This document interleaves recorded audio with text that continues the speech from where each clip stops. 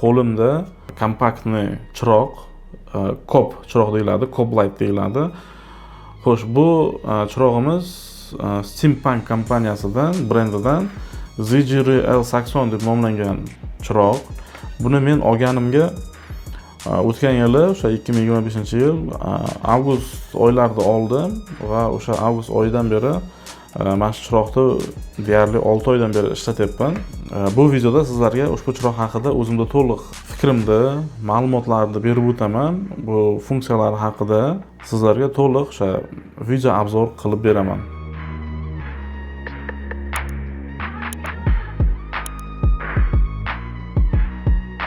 Xullas, o'rtoqlar, bu chiroqni men olishimga eng birinchi sabablardan biri buni kompaktni ekanligi, ya'ni ixcham ekanligi. Kichkinagina, mana ko'rib turibsiz, mana shuni qo'limga joylashadi.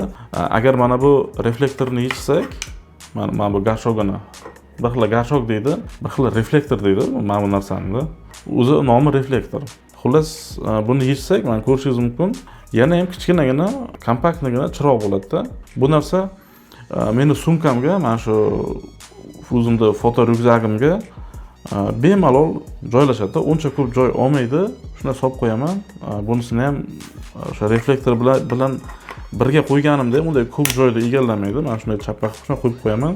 Keyin ushbu chiroqni olishimga ikkinchi sabab bu narxi.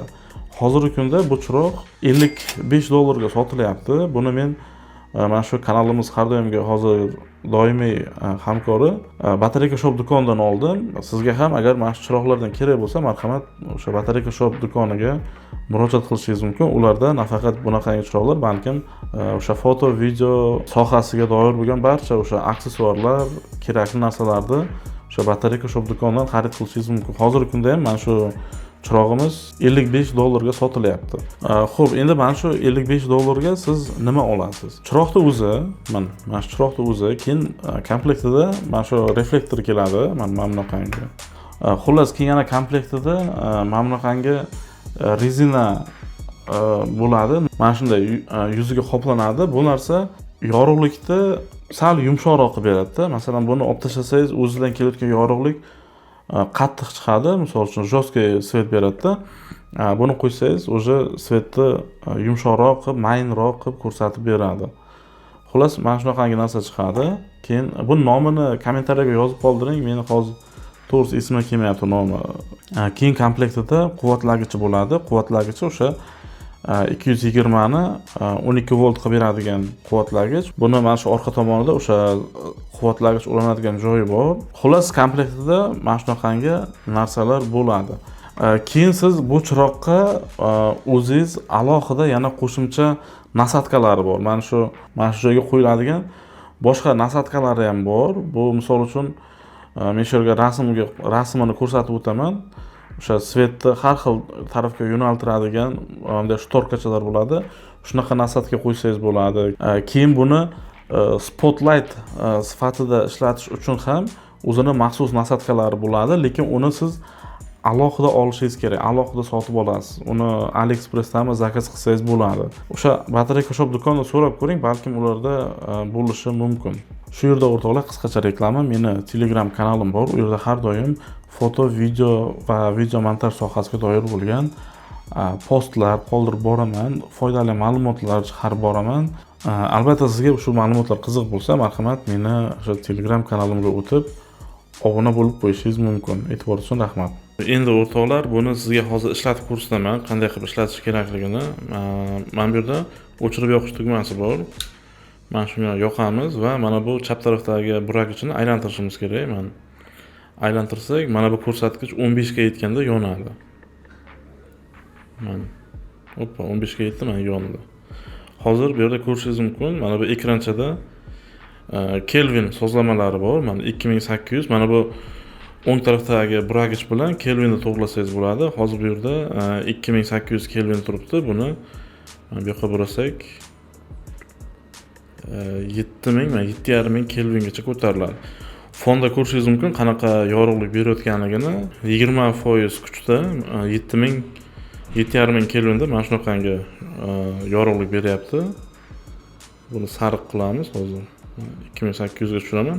2800 mana shunaqangi yorug'lik beradi. Xo'p, o'rtoqlar, ushbu chirog'imizning tag qismida 1,4 dyumdagi mana shunaqangi rezbasi bo'ladi. Bunga siz har xil o'sha qotirgichlarni, mana shu rezbaga to'g'ri keladigan qotirgichlar bilan buni qotirib qo'yishingiz mumkin. Komplektida mana shunga o'xshagan tripodi chiqadi, 3 oyoqchasi, ushlagichi, lekin bu o'ziniki emas, lekin shunga o'xshagan tripod chiqadi, originali bo'ladi. Men o'zinikini yo'qotib qo'ydimda, bu boshqa oyoqcha. Buni mana shunaqangi qilib tagiga qotirib qo'yishingiz mumkin. Mana shuni qotirib qo'yib, keyin buni qo'lingizda mana shuni ushlab yurishingiz ham mumkin yoki misol uchun shtativlar bor, o'sha shtativlarga yoki stoykalarga buni mana shu tag qismidan qotirib stoyka bilan qo'yib qo'yishingiz ham mumkin. Buni quvvati, ya'ni mощности 60 vatt. Mana shu 60 vattdagi yorug'likni beradi bu chiroq. Bir xil adashishingiz mumkin. Mana bu yerga misol uchun ZJRL 80 deb yozilgan-ku. Bir xil o'ylashi mumkin, bu 80 vatt deb o'ylashi mumkin-da, lekin unaqa emas. Aslida bu shunchaki modeli, ZJRL 80 degan modeli. Endi bilmayman bu kompaniya nimaga unaqangi qilgan. Aslida esa bu 60 vattdagi yorug'likni beradi. 80 emas, shu bilan adashtirmang. Buni ikki xil varianti bor. 60 vattlik, keyin 40 vattlik varianti ham bor. 40 vattlik varianti ZJRL 60 deyiladi. 60 vattlik varianti esa ZJRL 80 deyiladi. Mana shu mening qo'limdagisi. Xo'p, o'rtoqlar, mana hozir hamma chiroqlarni o'chirdim bu yerda. Sizlarga mana shu ZJRL 80 chirog'i qanday ishlashini sizlarga ko'rsatib bermoqchiman, qanday yorug'lik berishini. O'zimda misolimda hozir 5200 kelvinda turibdi va quvvati, ya'ni o'sha foizi 5% ga qo'yilgan. Quvvati 5% menga hozir yorug'lik beryapti. Kamerani ISOsi 320 da turibdi. Xullas, mana shu yonboshda menda 45 gradusda mana shunaqangi yorug'lik beradi. Mana shu yuzimga shunaqangi yorug'lik ko'rishingiz mumkin. Endi bunga mana buni qo'yamiz. Mana bu rezinkasini qo'yib ko'rsataman. Kiygizish ham qiyin.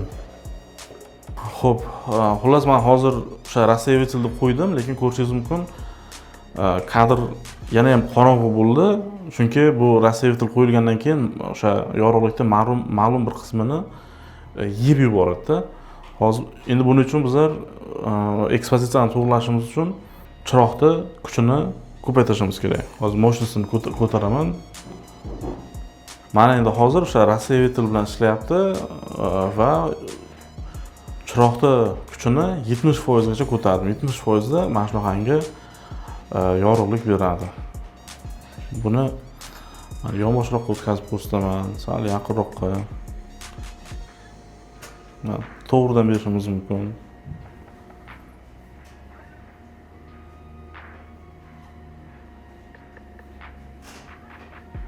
Endi batareykasiga to'xtaladigan bo'lsak, o'rtoqlar, batareykasi bu yerda 2500 mAhlik batareykadan 4 ta turibdi. Boyaga 18650 turidagi batareyka bo'ladi-ku, palchik. Ana shunaqa batareykadan ichida 4 ta turibdi. Batareykasi o'rtoqlar, agar to'liq mощностьga qo'ysangiz, polni mana shu 100% quvvatda ishlatsangiz, 1 soatga bormaydi-da. Chunki 60 vatt bu juda ham ko'p quvvat yeydi. Shuning uchun bu 2400 mAhlik batareykalar bilan 4 ta bo'lsa ham, ular uncha 45-50 minut atrofida ushlab beradi. Mana shu polni kuchiga qo'yib ishlatsangiz, lekin ekonom qilib ishlatsangiz, misol uchun 20-30% da ishlatsangiz, u vaqti uzoqroq bo'ladi. Misol uchun 1,5 soat, 1 soat 40 minutlar atrofida ishlaydi-da. Mana shunaqangi 20-30 qilib, masalan 10-15 qilib ishlatsangiz ham bo'ladi, ekonom qilib. Ya'ni xullas bu batareykani ishlash vaqti buni o'sha quvvatiga bog'liqda, qancha ekonom qilsangiz shuncha ko'proq ishlaydi.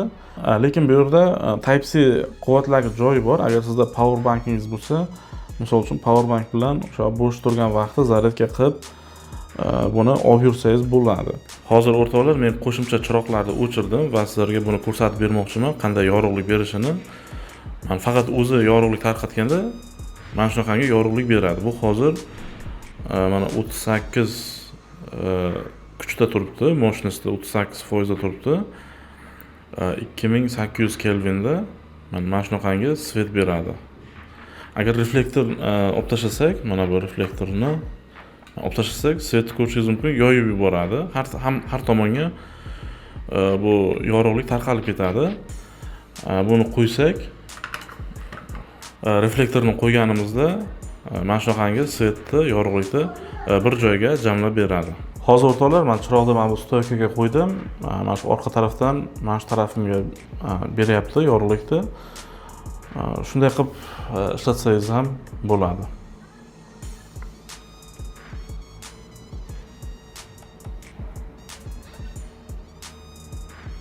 Hozir esa o'rtoqlar, men to'g'ri orqamga qo'ydim, mana chiroqni orqamga. Mana shu orqamga qo'yganimda ham mana shu sal bir tarafini ko'rishingiz mumkin. Konturga ishlatsa bo'ladi bu chiroqni. Mana shunaqangi kontur paydo bo'ladi. Yoki sal bu tarafga qo'ysangiz, mana bu tarafingizda paydo bo'ladi konturlar. Xullas, mana shunaqa vaziyatlarga ham ishlatish mumkin ushbu chiroqni.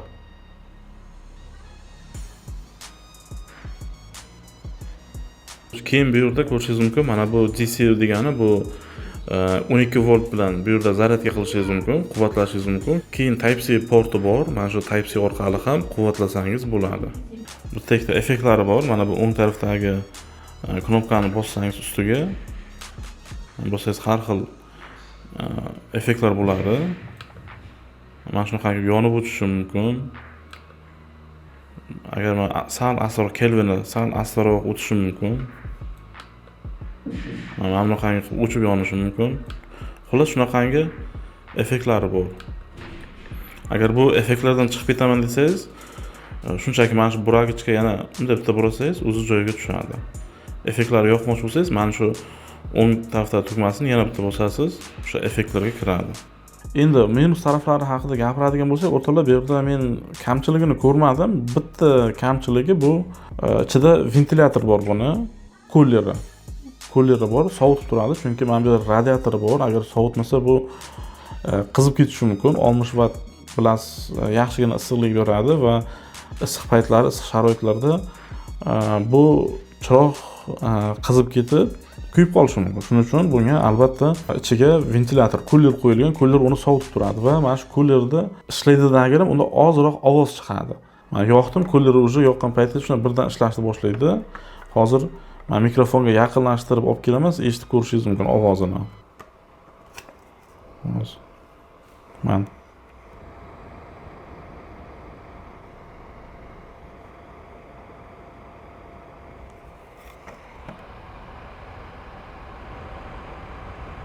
bitta minusi shu-da o'rtoqlar. Boshqa minus nima deydi, kamchilik ko'rmadim. Atak men davolniman, ruscha aytganda davolniman. O'zbekchasiga nima bo'ladi? Xursandman desam bo'ladi, roziman yoki shu chiroqdan roziman-da o'rtoqlar. Sotib olganimga achinmayman. O'sha bergan pulimga masalan rozi bo'lib, zo'r ishlatyapman. O'sha o'zini pulini oqlab ishlab kelyapti. Zo'r chiroq. Sizlarga ham o'rtoqlar tavsiya qilaman. Marhamat, agar mana shunaqangi kompaktni yaxshi yorug' beradigan, batareykadan ishlaydigan, narxi arzon bo'lgan chiroq kerak bo'ladigan bo'lsa, mana shu Steampunk ZGRL 80 modelini sizlarga bemalol tavsiya qilishim mumkin. Do'stlar, shu yerda videoga yakun yasamayman. E'tiboringiz uchun rahmat. Nima qilishni bilasiz? Har doimgidek kommentariy, like qoldirishni esdan chiqarmang. E'tiboringiz uchun rahmat. Sog' bo'ling, salomat bo'ling.